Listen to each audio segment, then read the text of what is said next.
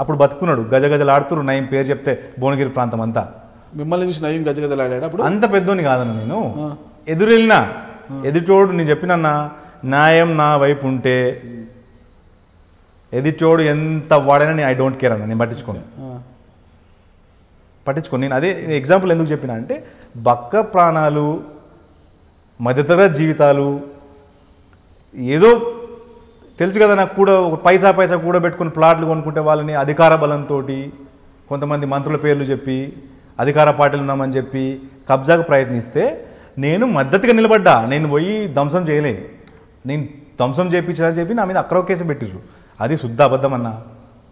నేను ఇది ఎందుకు ఎగ్జాంపుల్ చెప్పినా అంటే నా మనస్తత్వం అలాంటి. ఇక ఈ విషయాలు మనం పక్కన పెడితే ఉమ్మడి నల్గొండ జిల్లాకు సంబంధించిన మీరు, అంటే నల్గొండ జిల్లా అంటే అందరికీ తెలుసు, ఇక్కడ రాజకీయ ఉద్దండులకు పెట్టింది పేరు నల్గొండ జిల్లా. కోమటిరెడ్డి బ్రదర్సే ఉన్నారు అక్కడ ముఖ్యంగా. అలాంటి హేమాహేమీయులందరూ కూడా నల్గొండ జిల్లాలో ఉన్నారు. అలాంటి మీరు ఆ నల్గొండ జిల్లాలో ఎలా రాణిస్తామనుకొని రాజకీయాల్లోకి వచ్చారంటే కాంగ్రెస్ పార్టీలు ఈరోజు ఉన్నారు. అసలు నల్గొండ జిల్లాలో రాణిస్తాను అని అనుకోవడానికి మీకున్న అనుభవం ఏంటి అసలు? సమస్యల మీద, నా ప్రాంత సమస్యల మీద పూర్తి అవగాహన. ఓకే, అది అర్హత కాదన్న, ఒక నాయకునికి అది అర్హత కాదంటారా? భిక్షమయ్య గౌడ్కి లేని అర్హత ఏంటి, మీకున్న అర్హత ఏంటి అసలుకి? నేను భిక్షమయ్య గౌడ్ అనే వ్యక్తి, ఆయన నా పాలోడు కాదు, ఆయన భూమి నా భూమి, గట్టి పంచాయతీ లేదు. ఆయనకు నాకు ఏమైనా వ్యక్తిగత అవి కూడా ఏం లేవు, గొడవలు కూడా ఏం లేవు. నేను గత ఎన్నికల్లో 2018 ఎన్నికల్లో నాకు ప్రాంతం మీద అవగాహన ఉంది. ఎంతో ఒకసారి టికెట్ ఇస్తే నేను కూడా పోటీ చేస్తా అని అడిగిన మాట వాస్తవం. నేను కూడా అప్లికేషన్, కాంగ్రెస్ పార్టీ వ్యవస్థ ఎట్లుంటుందో మీకు తెలుసు, అప్లికేషన్ నేను కూడా పెట్టుకున్నా. అప్లికేషన్ కూడా ఆయన అప్పుడు జిల్లా కాంగ్రెస్ అధ్యక్షుడు ఉన్నప్పుడు అప్లికేషన్ కూడా స్క్రీనింగ్ కమిటీలో షార్ట్ లిస్ట్ చేయలేదు నాది. ఆయనకు నేనేమన్నా అంటే అక్కడ అప్పుడు ఆయన ఒక 242 ఎకరాలకు సంబంధించి ఆయన ఏదో భూమిని కబ్జా చేసిందని చెప్పి ఆయన మీద అపవాదులు ఉన్నాయి. ఇంకోటి ఏంటంటే ఆయనకు కార్యకర్తలకు మధ్యన సత్సంబాలు లేవు, ఆయన ఒక వర్గాన్ని ప్రోత్సహిస్తారని చెప్పి ఆయన మీద విమర్శలు ఉన్నాయి. ఆయనైతే గెలవడు, అనవసరంగా ఒక కాంగ్రెస్ పార్టీ టికెట్ ఒక సీటు కోల్పోతుంది. నాకే ఏమని అడగలేదన్న నేను. నాలాంటి యువకుడు ఎవరు పనిచేసినా, నాలాంటి క్లీన్ చిట్ ఉన్నా, ఇంకెవరికైనా క్లీన్ చిట్ ఉన్న యువకునికి సీట్లు ఇచ్చినా నేను తిరిగి గెలిపిస్తా అని చెప్పి గెలిపించుకుంటాం అని చెప్పి నేను చెప్పిన ఆ రోజు. దాన్ని వ్యక్తిగత గొడవలాగా తీసుకోవాల్సిన అవసరం లేదన్న. పార్టీలో టికెట్ అడగడం, నాకు ప్రాంత సమస్య పూర్తి అవగాహన ఉంది, సేవ చేయాలనే కసి ఉంది, ఆ అర్హతలు జలిపోతాయి అనుకుంటా నేనైతే. 2018 ఎలక్షన్స్కి ముందు, అంటే 2018 ఎన్నికల సమయంలో టికెట్ అడిగిన మీరు భిక్షమయ్య గౌడ్పై ఒక స్థాయిలో విరుచుకుపడ్డారు, విమర్శలు చేశారు. ఆయన అనుచరులు కూడా మీపై అదే స్థాయిలోనే విరుచుకుపడ్డారు కదా. అవును. మళ్ళీ అవి కేవలం రాజకీయ కక్షలైనా మరి వ్యక్తిగతంగా కూడా ఏమైనా ఉన్నాయా? రాజకీయ కక్షలు కూడా ఏం లేవన్నా. వాళ్ళ నాయకుడిని నేను టికెట్ ఇవ్వద్దని చెప్పినందుకు నా మీద వాళ్ళు స్వతహాగా న్యాచురల్గా వాళ్ళు మాట్లాడతారు కదా అన్న, అంటారు. కామన్ అది రాజకీయాలలో. వ్యక్తిగత కక్షలు ఏం లేవు. రాజకీయాల్లో మీకున్న గాడ్ ఫాదర్ ఎవరు? నా ఫ్యామిలీ. ఓకే, నా ఫ్యామిలీ. ఓకే, నీ ఫ్యామిలీతో మీకు టికెట్ వస్తుందని ఎలా అనుకుంటున్నారు? మీరు అన్నారు కదా ఇందాక, మీడియా పార్టీలు మనంట పడాలి, పార్టీలు ఏంట మీడియా ఏంట, మీరు అన్నది చెప్తున్నా నేను. ఓకే, నా ఫ్యామిలీ నా గాడ్ ఫాదర్. ఓకే, ఇంట గెలిచి రచ్చగెలిచి. మీడియా కావచ్చు, పార్టీ కావచ్చు, మీ వెంట పడడానికి మీ దగ్గర ఉన్న క్వాలిటీస్ ఏంటి? నీ క్వాలిటీస్ మళ్ళీ అంటారు ఏందన్న మీరు? నేను ఒకటే చెప్తున్నా, మీరు సాధించిన విజయం, గొప్ప ఘనత ఒకటి చెప్పండి. నిమ్స్ దగ్గర నిరాహార దీక్ష చేసిన, అది మామూలు అందరూ చేస్తారు, అందరూ చేసిండ్రు. ఓకే, ఇప్పుడు మరి తెలంగాణ ఉద్యమం గురించి అందరూ ఫైట్ చేసి మరి కేసీఆర్కి ఎందుకు పేరు వచ్చింది? ఉద్యమ నాయకుడు ముందుండి నడిపించాడు కాబట్టి భుజానికి ఎత్తుకుంది ఆయన. తెలంగాణ ఉద్యమాన్ని, మళ్ళీ విడత తెలంగాణ ఉద్యమాన్ని భుజానికి ఎత్తుకున్నారంటే ఆయనతో పాటు చాలా మంది ఉండాలండి, ఆయన కూడా ఒకరున్నారు కాబట్టి భుజానికి ఎత్తుకొని నడిపించారు కాబట్టి ఆయనకు మద్దతుగా విద్యార్థి సంఘాలు, యూనివర్సిటీలు మొత్తం కూడా విద్యార్థుల ఉద్యమం నేను చెప్తున్నాను మొత్తం వచ్చారు. ఈరోజు తెలంగాణ సాధించారంటే విద్యార్థుల్లో వచ్చిన ఉద్యమ ఫలితమే ఇక్కడ తెలంగాణ సాధన కారణము. విద్యార్థులంతా ముందున్నారు కాబట్టి విద్యార్థుల యొక్క బలిదానాలే తెలంగాణ రాష్ట్ర సాధనకు బీజం పడింది. అది కాదని లేదు, కానీ కేసీఆర్ గారు నడిపించారు. నేను కూడా విద్యార్థి ఉద్యమ రాజకీయాల్లో నేను కూడా నిరాహార దీక్ష చేసిన భువనగిరి, అందరితో పాటు మీరు చేశారు. కేసీఆర్ గారిని ఆ రోజు ఒక నాయకుడిగా చూశారు కాబట్టి ఈరోజు కేసీఆర్ గారికి పట్టం కట్టారు. అది ఎవరు కాదని లేనిది. విద్యార్థులు లేకపోతే తెలంగాణ వచ్చేది కాదు. మీ ప్రత్యేకత ఏంటంటే కాంగ్రెస్ పార్టీ కావచ్చు, లేకపోతే బీఫామ్లు ఇచ్చేటప్పుడు కాంగ్రెస్ పార్టీ కావచ్చు, మీడియా కావచ్చు, మీలో ఏ క్వాలిటీ చూసి మీ వెనకాల పడాలి అంటున్నాను నేను. కార్యకర్తలకు అందుబాటులో ఉంటా అన్న చిన్న క్వాలిటీ సరిపోదా అన్న? టికెట్ అడిగే మీరు నిత్యం హైదరాబాద్లో మిత్రులతో జల్సాలు చేసుకుంటూ ఖరీదైన వాహనాలు తిరిగా మీరు. జల్సాలా ఎవరన్నా చెప్పింది? ఎవడాడే జల్సాలు చెప్పింది మీకు?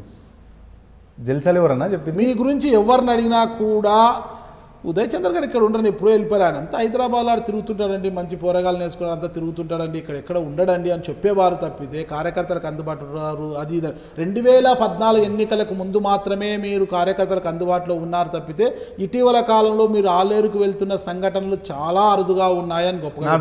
ఇక్కడ తిరుగుతున్న మీరు ఆలేరులో ఉన్న కార్యకర్తలకు ఎలా అండగా ఉంటారు? కార్యకర్తలు మీరు ఎంత తెలుసుకున్న వాళ్ళు ఇది కూడా తెలుసుకుంటారు, తెలుసుకుని చెప్పి ఆల్రెడీ మీరు నా స్వగ్రామంలో స్థిర నివాసం ఏర్పరచుకుంటున్నాను మీరే చెప్పిండ్రు. ఎందుకన్నా? కార్యకర్తలకు అందుబాటులో ఉందామని చెప్పి. ఏమైనా సమస్య ఉంటే అక్కడ ఒక ఎంప్లాయీని పెట్టి నేను ఆ ఎంప్లాయీ తోటి చేపిద్దామన్న ఆలోచనలో నేను స్థిర నివాసం ఏర్పరచుకుంటున్నాను. ఆలేరు నియోజకవర్గంలో మీ మండలం ఉంది కాబట్టి, అంటే మూటకొండూరు మీ స్వగ్రామం ఉంది కాబట్టి అక్కడ ఒక ఖరీదైన భవనం కడితే ఉదయ్ చందర్ గారు బాగా సంపాదించేశారు, ఇక మనకేమీ భయం ఉండదని ప్రజల్లో ఒక భావన కల్పించి ఆ విధంగా ఓట్లు 2 కోట్లు మీ స్థాయికి 2 కోట్లు పెట్టి కడుతున్నారంటే అంత డబ్బులు ఉన్నట్టే. ఉదయ్ చందర్ గారు బాగా ఆర్థికంగా స్థిరపడ్డారు, ఉదయ్ చందర్తో బాగా నోట్ల కట్టలు ఉన్నాయని ప్రజల్లో ఒక భ్రమ కల్పించడానికి ఒక ఇల్లు కడుతున్నారు అనుకోవచ్చు కదా. భ్రమ కాదన్న, ఇప్పుడు ఒకటి చెప్తా, నేను ఒక నమ్మకం ఇద్దాం అనుకున్నా. ఇప్పుడు మీరు అన్నారు కదా ఒక విమర్శ ఉందని చెప్పి, ఒక నమ్మకం ఇద్దాం అనుకున్నా. ప్రజలకు అందుబాటులో ఉండడానికి ఇక్కడికి వస్తుండు. మీరు ఒకటే చెప్తానా, ఇవన్నీ కాదు. మా గ్రామంలోకి వెళ్ళి చామల లక్ష్మీ నరసింహారెడ్డి పటేల్ గ్రామానికి సంబంధించిన ఏమైనా భూములు లాక్కుండా, వాళ్ళ కుటుంబం ఏమైనా భూములు లాక్కుందా, ఎవరన్నా లాక్కున్నారనే ఒక సమాధానం ఇస్తే కొట్టనన్నా నేను ఆ ఊరికే పోను. ఓకే, చెప్పాలంటే మీరు అన్నారు ఇప్పుడు నా గాడ్ ఫాదర్ మా కుటుంబమే అని. అంటే ఈ రోజుల్లో కుటుంబంలో తాతలు తండ్రులు ఎవరైనా రాజకీయాల్లో ఉంటూ ఎమ్మెల్యేలుగానో మంత్రులుగానో పనిచేస్తుంటే వారి యొక్క వారసులకు టికెట్లు రావడమే చాలా కష్టంగా ఉంది. మా అంటే మీ కుటుంబంలో మీ తాతగారు ఒక 30 సంవత్సరాలు మూటకొండూరుకి సర్పంచ్గా చేశారు, అంతవరకే. అది తాతగారి హాయం అయిపోయింది, అంతకుమించి ఎవరు పదవులు పెద్దగా అలంకరించలేదు. అలాంటప్పుడు మీ ఫ్యామిలీకి అంత పెద్ద రాజకీయంగా అంత పెద్ద బ్యాక్గ్రౌండ్ లేకపోయినా మీకు ఎలా రాణిస్తారనుకుంటున్నారు? అసలు ఎలా టికెట్ వస్తుంది అనుకుంటున్నారు అసలుకి? చాలామంది, అది కూడా నల్గొండ జిల్లాలో, కోమటిరెడ్డి బ్రదర్స్ ఉన్న నల్గొండ జిల్లాలో అసలు మీకు ఎలా వస్తుంది అనుకుంటున్నారు? చరిత్ర ఉందన్న. ఇప్పుడు తీసుకోండి, కాంగ్రెస్ పార్టీలో సేవ చేసిన ప్రతి ఒక్క నాయకునికి గుర్తింపు ఉంటుంది అని చెప్పి మేము నమ్మినాం ఇన్ని రోజులు. ఇప్పుడైతే నా నమ్మకం పోయింది. సేవ చేస్తూ పోతా ఏదో ఒక రోజు ప్రతిఫలం రాకపోతుందా అని వెయిట్ చేస్తున్నాం. ఒక ప్రతిఫలం వచ్చేంత వరకు కాంగ్రెస్ పార్టీలోనే ఉంటారా? కండువా మార్చే అవకాశాలు ఏమన్నా? కాంగ్రెస్ పార్టీలోనే ఉంటా టిల్ మై ఎండ్. ఓకే, ఇలాంటి నాయకులు చాలామందిని చూసాము. అందరు వేరు, నేను వేరు. మీరు వేరు.